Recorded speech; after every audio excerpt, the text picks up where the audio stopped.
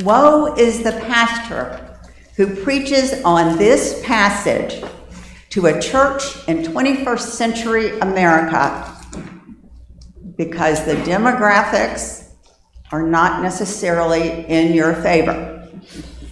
So let me say that again. Woe is the pastor that preaches on this passage. Well, I'm going to take out a pretty brave step, and I am going to preach only on those first woe and the first blessing. Those are the ones that hit me the hardest. You know, I'm not on Forbes' list of the 10 richest people in America, but I'm comfortable. My husband and I have a nice house, cars in the garage. So does this apply to me? I think it does.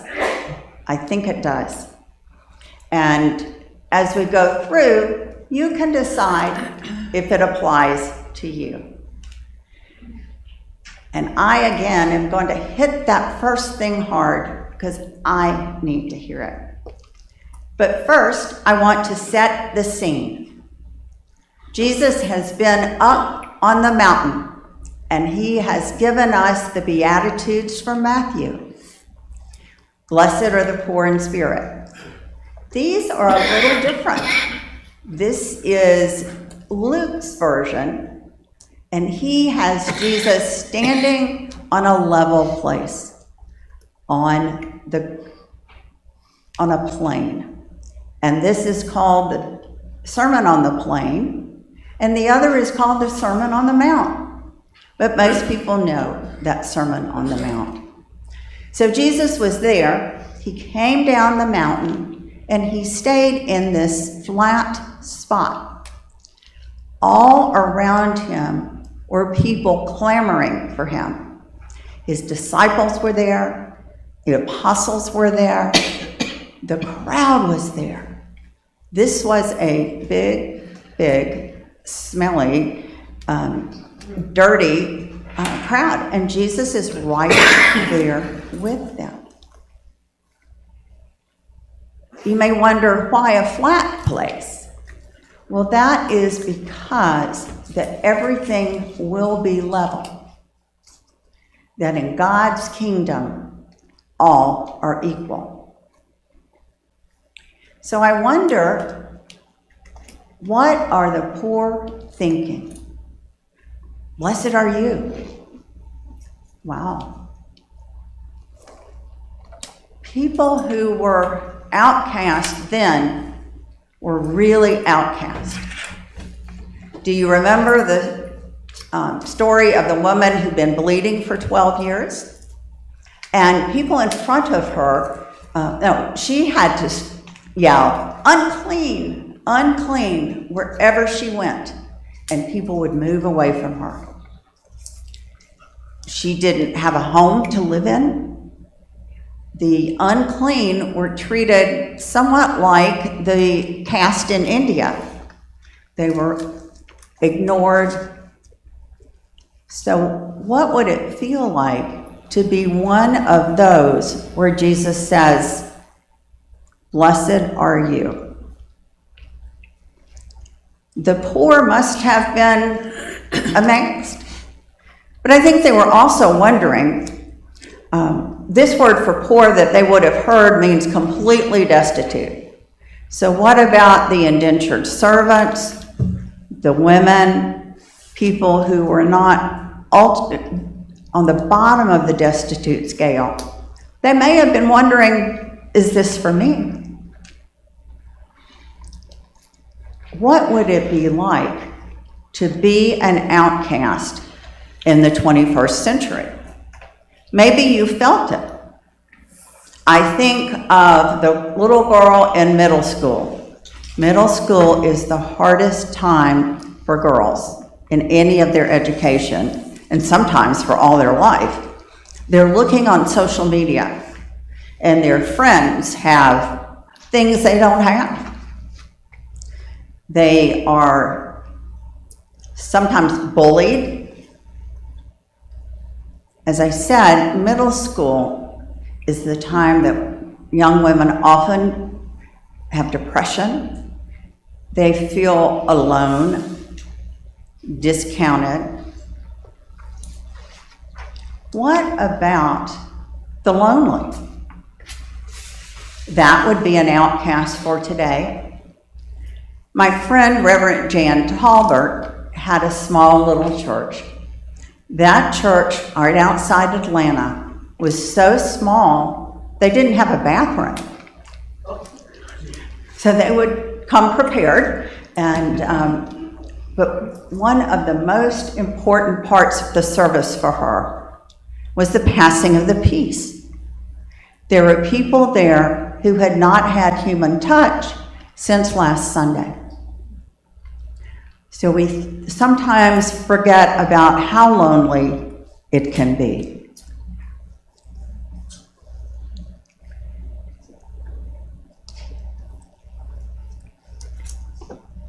So how important is this outcast feeling?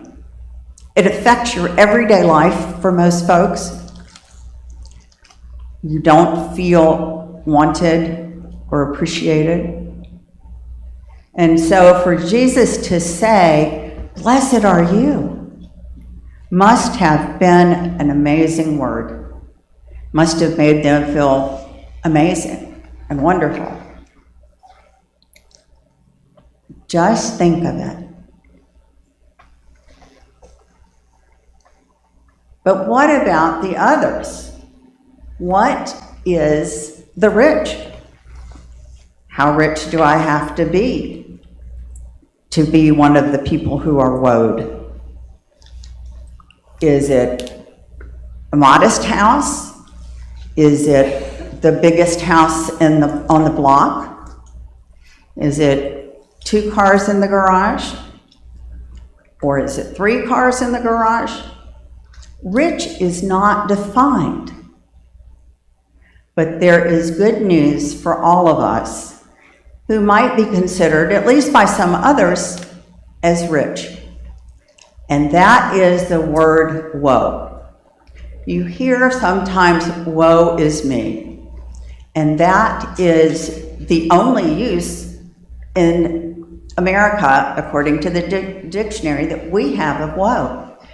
And it is sort of, "Oh, I'm so glad it's not me." It's a sarcastic kind of thing. Well, in the original language, the word woe was just a sound. It was like, that. It didn't mean cursed. It meant trouble ahead. That's what Eugene Peterson translates it as. It's translated as yikes. So perhaps what it is telling us is to take a temperature, to see the way that we are living. And so this passage is also not just about the physical day-to-day, but it's about what is the kingdom of heaven. The kingdom of heaven is like a mustard seed. The kingdom of heaven is gates of pearls and gold streets. The kingdom of heaven is a mystery. Reverend Pat Risley in a sermon said, "I don't understand it all. And when I get to heaven, I know what's going to happen. I get to sit on a porch in a rocking chair with God next to me and a Starbucks cup in my hand." But we do know from the plane of our title, Sermon on the Plain, it is a level ground, a game where no one is better than the other. It's a game where there is no last person to be picked, because everyone gets to play equally. So, what does this tell us about today? We've talked about what heaven might be, and we've also thought about those who might not be in heaven, but we believe as a Presbyterian church that the kingdom of heaven is here and now, often called the inbreaking of the kingdom. It reminds me of a beautiful cloud pattern. Have you seen it where this shaft of light comes down to the ground and it looks almost like a channel of God? I think that's the inbreaking of the kingdom. I think that supporting the autism mission is the kingdom of heaven. Your feeding programs are the kingdom of heaven. And you support Mission Peniel. And I know there are others that I just am not aware of. But you know that you are doing God's work on us. But I'm going to talk now about a kind of loaded phrase. So you might need to put your toes up under your chair a little bit so I don't step on them. One of the advantages of being a supply preacher is sometimes you can say things that aren't so comfortable. I was taught in seminary to comfort the afflicted and afflict the comfortable.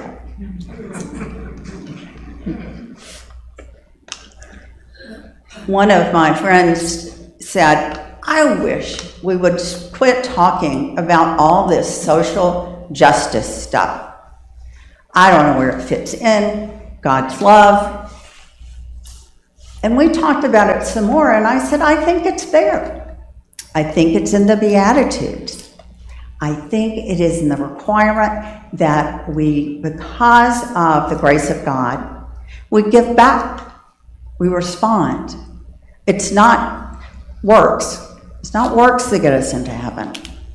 It's grateful response. Think about a typical mission trip.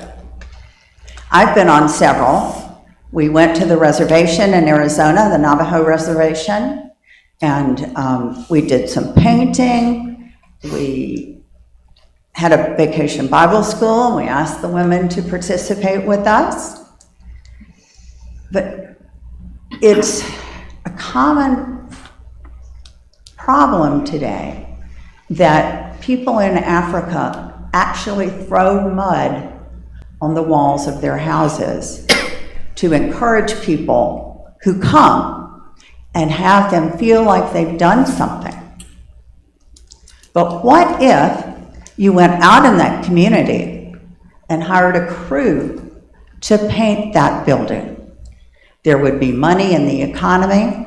You could bring the goods, the paint, and all of that, but what would it be like to have them have some ownership?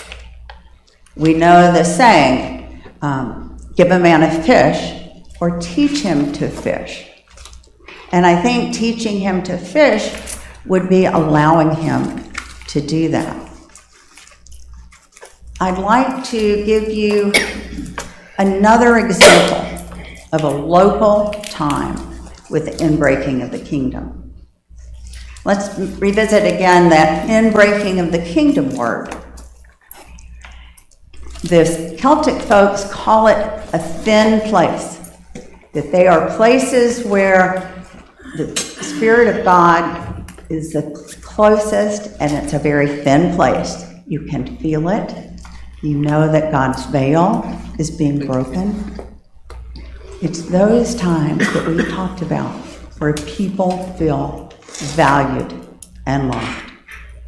The real life example comes from Immokalee, just up the street from y'all. I worked in Immokalee, and it's dear to my heart. My boss at Catholic Charities said that the poverty in Mexico is worse than the poverty in Immokalee. If you've gone through, you will see trailer after trailer. 12 men, and sometimes women. That women work in the fields too. 12 men in a trailer. Sometimes no bathroom. almost always no air conditioning. The stove doesn't work, so they have to find food at expensive places like the 7-Eleven and that kind of thing. There's often a food truck for them in the field, but they get up at 5 or 6 in the morning, walk to the place where the bus comes to get them. The bus, of course, is not air conditioned, and they wait for the bus.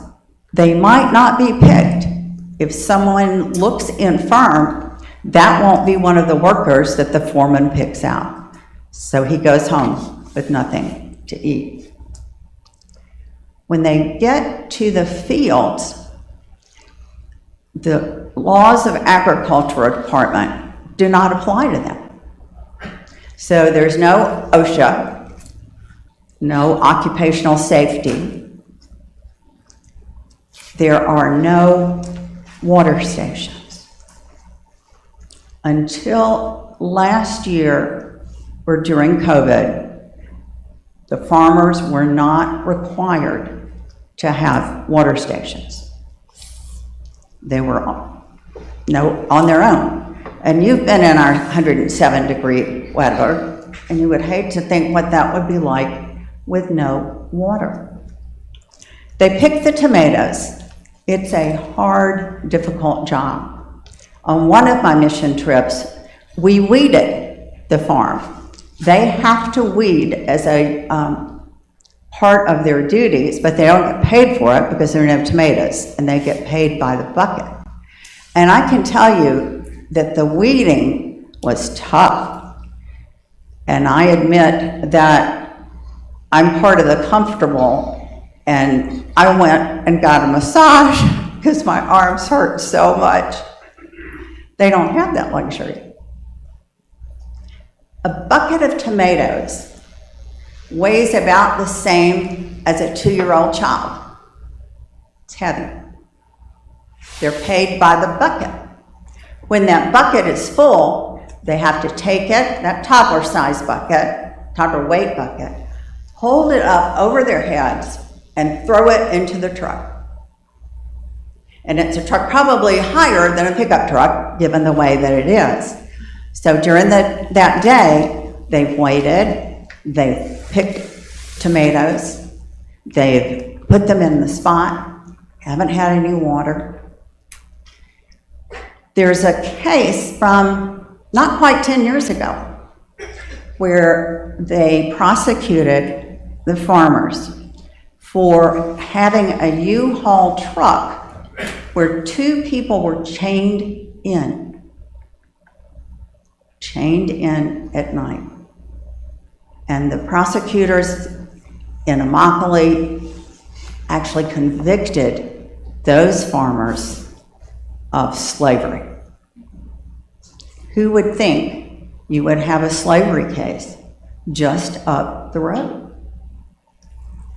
Well, the workers got together and they were talking to the growers, trying to get things different. They had hunger strikes. There is a sign in the Coalition of Immokalee Worker building, which I'll tell you about then, but it is a man and a tractor. And it says, "I am not a tractor." They believe that they're treated the same way as equipment. The Coalition of Immokalee Workers got together and they had some plan. So to force those that buy the tomatoes willing to pay more, which would force the farmers to pay more. And this happened. There's a little bit of more money for tomatoes that they get, and they do have water stations now. But the main end of all of this is what they call the Fair Food Act. And farmers are encouraged, maybe not so gently, to enter into that Fair Food Act. And that Fair Food Act, and there are so many farmers who have joined it, thanks to the work of the Coalition of Immokalee Workers, which is a grouping of farmers, of workers They govern themselves. It's their agenda.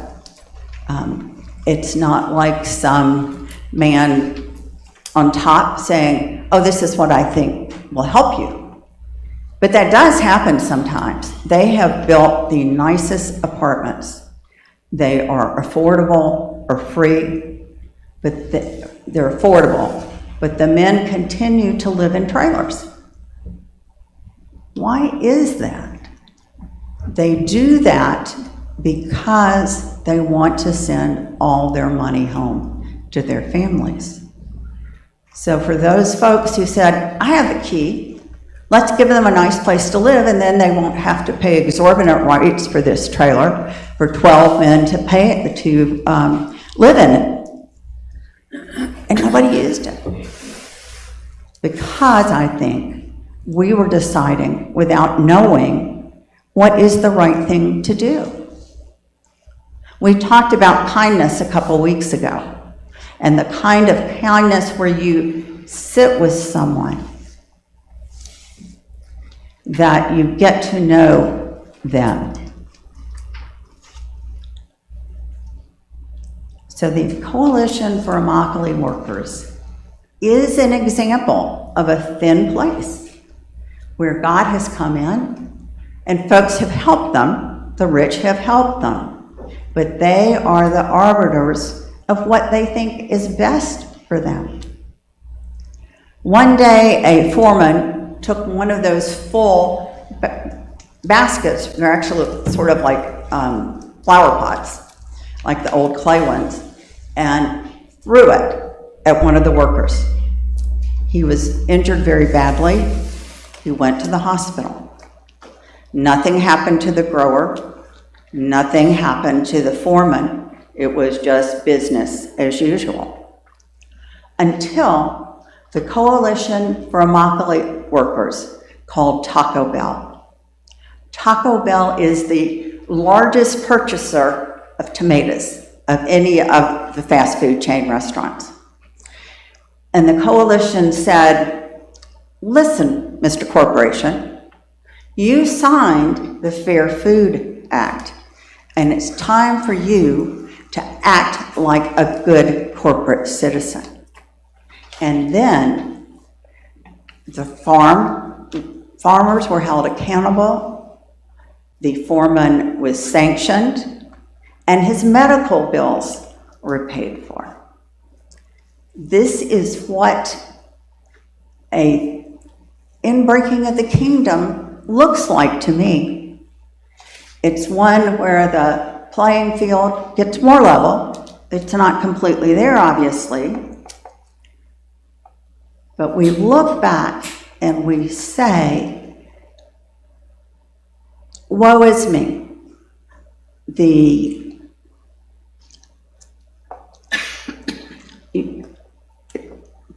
Sorry, I lost my place and I went the other place.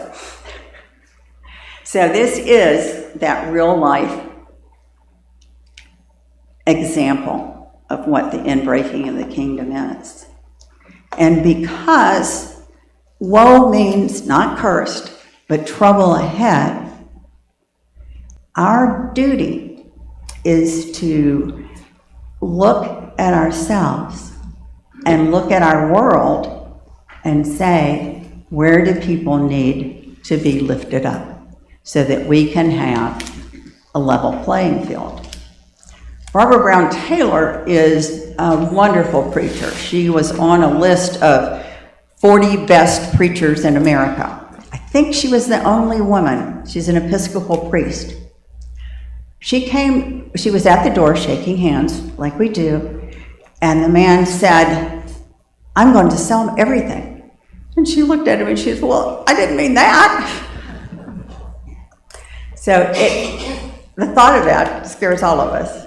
But it's not go sell everything. It is take your temperature, see what you're doing, see what your needs around the community are. And I'm not saying that you don't do wonderful stuff, because I know you do. You work in your community and do wonderful stuff. But I think that Jesus challenges us every day to love thy neighbor as thyself, and to look around and do his work so that that kingdom will come down and we can see a little glimpse of it before Jesus comes again. Amen.